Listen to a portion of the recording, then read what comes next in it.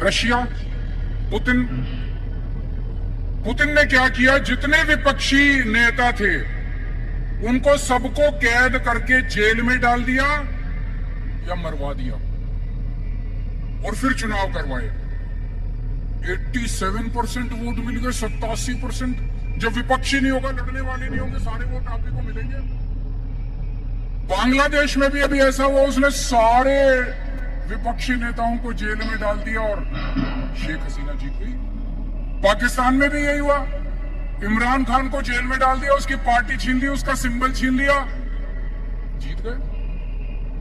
अब मोदी जी भी हमारे देश को पाकिस्तान और बांग्लादेश बनाना चाहते हैं। इंडिया गठबंधन भारत देश को दुनिया का नंबर 1 देश बनाना चाहता है। मोदी जी भारत को बांग्लादेश और पाकिस्तान बनाना चाहते हैं। तय आपको करना है कि आप भारत को किस तरफ ले जाना चाहते हो, बांग्लादेश और पाकिस्तान की तरफ या दुनिया का नंबर 1 देश बनाना है।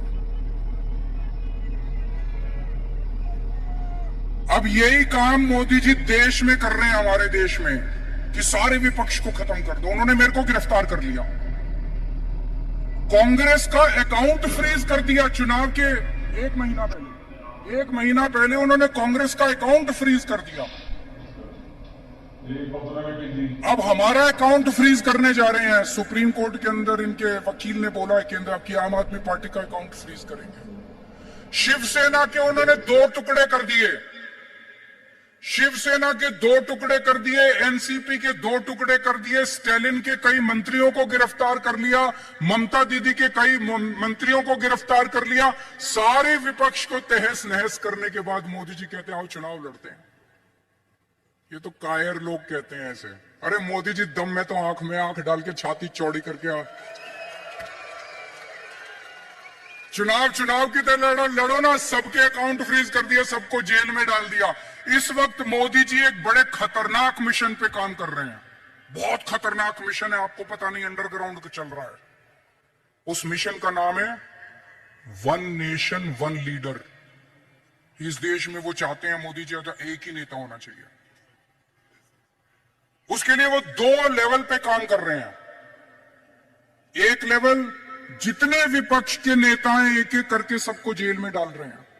कईयों को डाल दिया, और अगर वो जीत गए, भगवान ना करे वो जीते, अगर वो जीत गए, मैं आपको चैलेंज करता हूं अगले चुनाव तक ठाकरे साहब भी जेल में होंगे, खड़गे साहब भी जेल में होंगे, राहुल गांधी भी जेल में होंगे, प्रियंका भी जेल में होगी, केजरीवाल तो है ही जेल में, शरद पवार साहब भी जेल में होंगे, ममता जी भी जेल में होंगी, स्टालिन भी जेल में होंगे, पिनराई विजयन भी जेल में होंगे। तो एक उनके लेवल पे काम कर रहे हैं, विपक्ष को सबको जेल में डाल दो, जैसे पुतिन ने, शेख हसीना ने, जैसे पाकिस्तान वालों ने जेल में डाला। और दूसरे लेवल पे उनकी अपनी बीजेपी पार्टी में जितने नेता हैं सबको पैदल कर दिया, सबकी राजनीति खत्म कर दी। देवेंद्र फडणवीस को खत्म कर दिया,